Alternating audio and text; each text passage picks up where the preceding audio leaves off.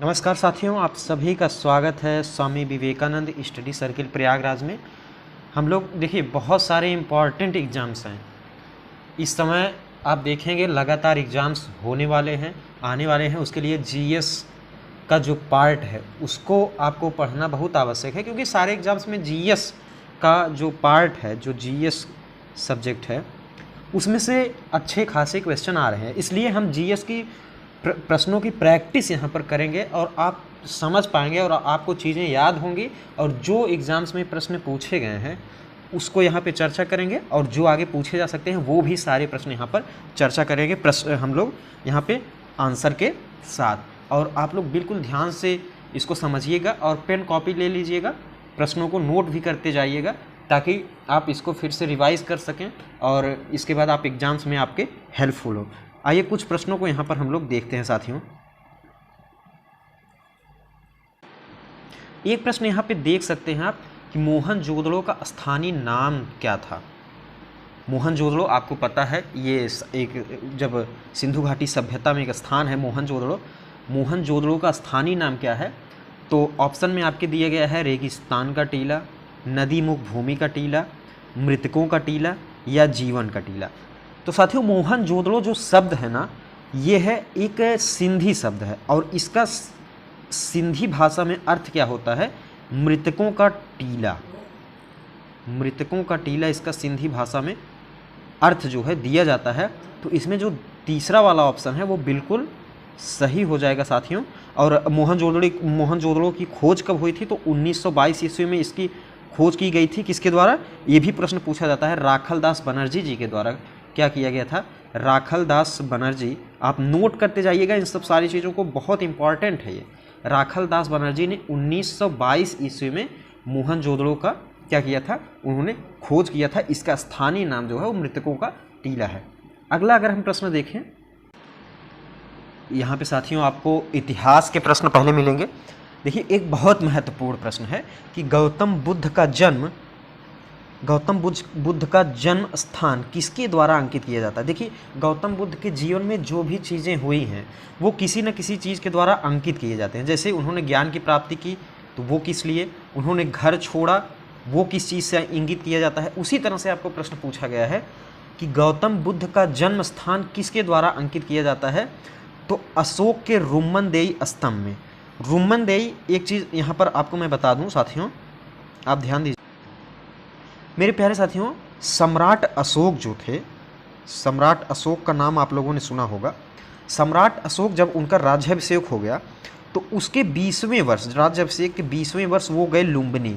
लुम्बिनी जहाँ पर महात्मा बुद्ध भगवान बुद्ध का जन्मस्थल है, उस गांव में गए और वहाँ पे उन्होंने एक पत्थर की दीवार बनवाई और एक शिला स्तंभ वहाँ पर खड़ा किया, शिला स्तंभ।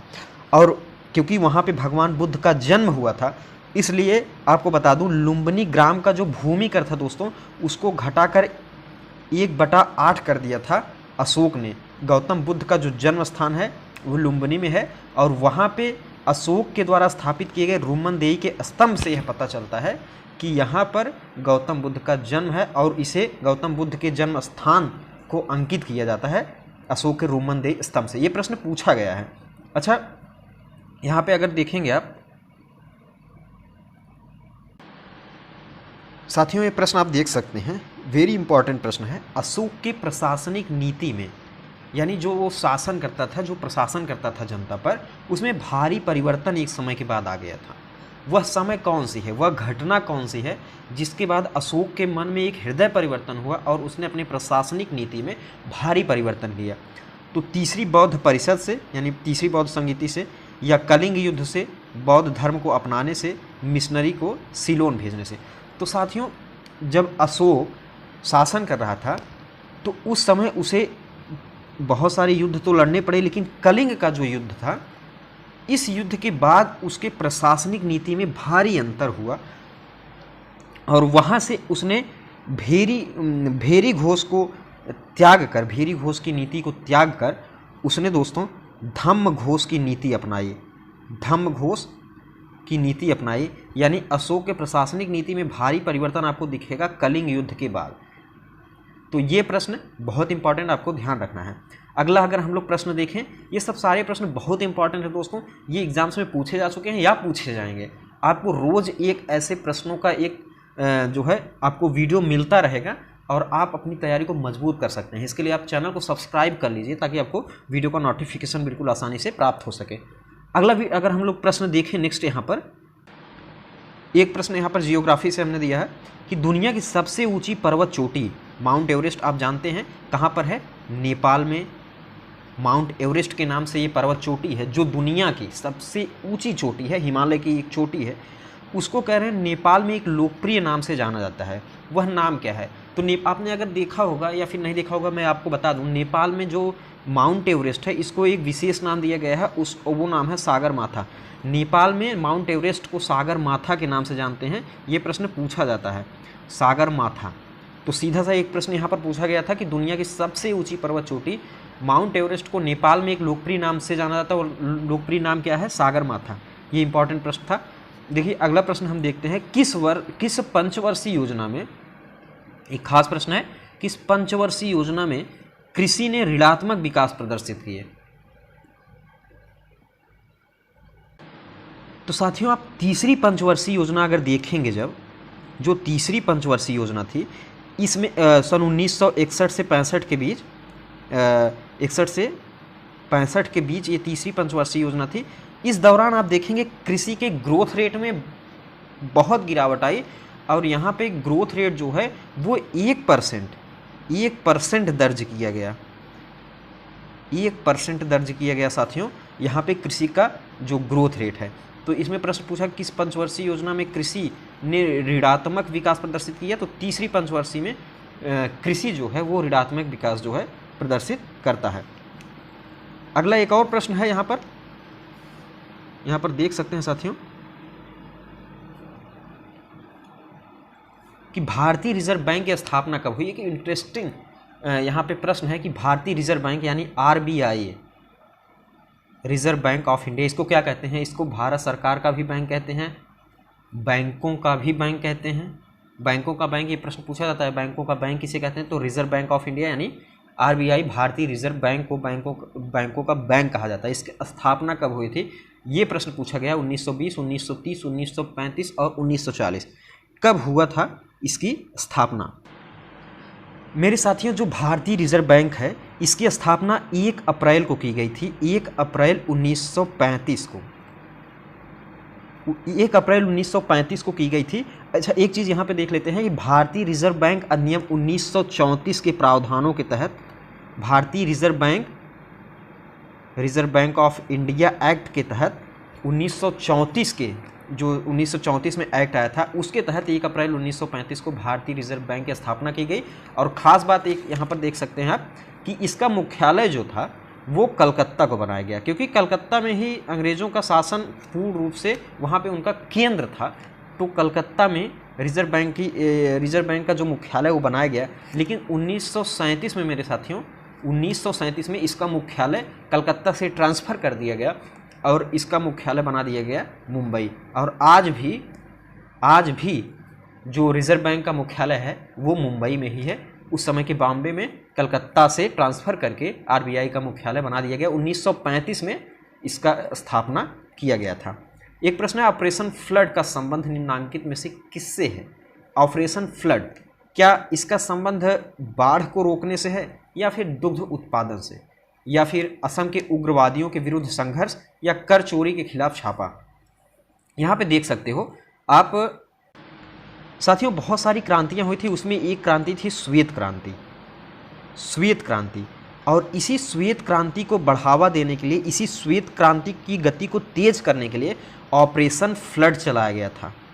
ऑपरेशन फ्लड नामक एक अभियान चलाया गया और इससे दुग्ध उत्पादन में वृद्धि हुई। और 1970 में राष्ट्रीय डेयरी विकास बोर्ड ने इसकी स्थापना की थी। राष्ट्रीय डेयरी विकास बोर्ड ने, यह भी प्रश्न पूछा जा सकता है कि ऑपरेशन फ्लड किसने चलाया? तो राष्ट्रीय डेयरी विकास बोर्ड ने 1970 में ऑपरेशन फ्लड चलाया श्वेत क्रांति को बढ़ावा देने के लिए, दुग्ध उत्पादन में वृद्धि करने के लिए। तो यहाँ पे सही जो ऑप्शन सही हो जाएगा वो ऑप्शन नंबर दूसरा बिल्कुल यहाँ पर सही हो जाएगा। अगला प्रश्न देखते हैं। साथियों मेरे एक प्रश्न पूछा गया कि भारत का प्रथम उद्योग जिसका विकास हुआ था तो वो है कुटीर उद्योग। कुटीर उद्योग का भारत में सर्वप्रथम विकास किया गया था और भारत में औपनिवेशिक काल के पूर्व कुटीर उद्योगों का औद्योगिक उत्पादन में काफ़ी महत्वपूर्ण योगदान था और यहाँ पर सूती वस्त्रों का निर्माण कुटीर स्तर पर बहुत किया जाता था। तो यहाँ पे भारत में जो प्रथम उद्योग जिसका विकास हुआ वो कुटीर उद्योग है। अगला देखते हैं कि भारत के संविधान के ऊपर सबसे अधिक प्रभाव किसका माना जाता है। यहाँ पे थोड़ा सा मिस्टेक, भारत के संविधान के ऊपर किस संविधान का असर या किसका सबसे ज़्यादा असर माना जाता है, तो संयुक्त राज्य अमेरिका, सोवियत संघ रूस, ब्रिटिश संविधान का या फिर भारत सरकार अधिनियम 1935। यहाँ पे मैं आपको एक वीडियो बहुत ही जल्द प्रोवाइड करने वाला हूँ भारत के संविधान से संबंधित, उसके निर्माण से संबंधित, उसकी ऐतिहासिक पृष्ठभूमियों को जल्द से जल्द आपको वीडियो मिल जाएगा। बस कल हो सकता है ये वीडियो अपलोड कर दिया जाए और आपको वो वीडियो मिल जाए। तो आप चैनल को सब्सक्राइब किए रहेंगे तभी आपको नोटिफिकेशन जो है वो मिल जाएगा। तो यहाँ पे भारत के संविधान के ऊपर सबसे अधिक जो प्रभाव है साथियों, थोड़ा सा यहाँ पर देख सकते हैं साथियों, जो भारत सरकार अधिनियम 1935 आया था, आप संविधान को उठा के जब देखेंगे और इस अधिनियम 1935 को देखेंगे तो आप वहाँ पर पाएंगे कि सबसे अधिक भारत के संविधान पर अगर असर हुआ है तो वो भारत सरकार अधिनियम 1935 का है। उसमें से बहुत सारे अनुच्छेद सीधे के सीधे भारत के संविधान में वर्णित कर दिए गए हैं या फिर थोड़ा बहुत परिवर्तन करके वर्णित किए गए हैं। अधिकतम जो प्रभाव है वो भारत सरकार अधिनियम 1935 का है। अगर संयुक्त राज्य अमेरिका की बात करें तो यहाँ से मौलिक अधिकार आपको दिए गए हैं और सोवियत संघ रूस से बात करें तो यहाँ पे मूल कर्तव्य की बात की गई है। ये इम्पॉर्टेंट यहाँ पर आपको ध्यान रखना है। साथियों एक खास प्रश्न यहाँ पर पूछा गया है कि संविधान, आप देख सकते हैं यहाँ पर कि संविधान के अंतर्गत भारतीय लोकतंत्र के आदर्शों को हम कहाँ देख सकते हैं, यानी भारतीय लोकतंत्र क्या है, उसके आदर्श क्या है, उसका उद्देश्य क्या है, ये हम कहाँ पर देख सकते हैं। तो साथियों आप जब भारतीय संविधान का प्रस्तावना पढ़ेंगे, प्रस्तावना आप देखेंगे तो वहाँ पे आपको भारत के संविधान के सार को, उसकी अपेक्षाओं को, उसके उद्देश्य को प्रस्तावना में बिल्कुल ठीक तरीके से यहाँ पर आप देख सकते हैं। उसके लक्ष्य को, उसके दर्शन को प्रस्तावना में प्रकट किया गया है। तो भारतीय संविधान के अंतर्गत उसके लोकतंत्र के आदर्शों को हम प्रस्तावना में देख सकते हैं। ये बिल्कुल बहुत ही अच्छा प्रश्न है और एग्जाम्स में पूछा जा सकता है। एक और प्रश्न देख लें, अगर संविधान की प्रस्तावना में भारत को निम्नलिखित में से किस रूप में घोषित किया गया है, तो भारत को साथियों एक संविधान की प्रस्तावना में भारत को एक प्रभुत्व संपन्न समाजवादी पंथ निरपेक्ष लोकतंत्रात्मक गणराज्य के रूप में क्या किया गया है, घोषित किया गया है। तो ऑप्शन नंबर बिल्कुल तीसरा सही हो जाएगा। आप जब प्रस्तावना पढ़ेंगे तो उसमें सीधी सी बात कही गई है, भारत एक संप्रभुत्व समाजवादी पंथ निरपेक्ष और लोकतंत्रात्मक गणराज्य के रूप में रहेगा, यानी ऑप्शन नंबर तीसरा यहाँ पर बिल्कुल सही हो जाएगा। साथियों आप लोग बिल्कुल इन प्रश्नों को ध्यान से पढ़िए और नोट करिए ताकि ये प्रश्न जब आए एग्जाम में आप तुरंत जो है इसको तुरंत ही आप इसका आंसर दे सकते। साथियों ये कुछ प्रश्नों को हमने यहाँ पर चर्चे में लाया है और आपको रोज़ एक वीडियो मिलता रहेगा इंपॉर्टेंट प्रश्नों की, जीएस की, जीके की, ये जो भी एग्जाम्स में प्रश्न पूछे जाते हैं उसको कलेक्ट करके हम लोग यहाँ पर चर्चा करेंगे और जो एग्जाम्स में पूछे जाते हैं वो भी। और साथियों आपको वीडियो जो है मैं आपको बता दूं, यहाँ पे भारत के संविधान के निर्माण से संबंधित एक वीडियो ज़बरदस्त पढ़ने वाली है और आप लोग उस वीडियो को ज़रूर देखिएगा। और आप लोग जो भी हमारे मित्र चैनल पर पहली बार आए हैं, विजिट किए हैं, वो लोग चैनल को क्या करेंगे, सब्सक्राइब ज़रूर कर लीजिए ताकि आपको जो आप सब्सक्राइब किए रहेंगे और उसका बेल आइकन जो है वो प्रेस कर देंगे तभी आपको नोटिफिकेशन मिलेगा और आप चैनल पर बने रहेंगे और वीडियो को आप देख सकते हैं। नहीं तो नोटिफिकेशन नहीं आएगा तो आप वीडियो को मिस भी कर सकते हैं। तो इसलिए चैनल को सब्सक्राइब कर दीजिए। आप सभी का स्वामी विवेकानंद स्टडी सर्किल में आने के लिए बहुत बहुत धन्यवाद। जय हिंद।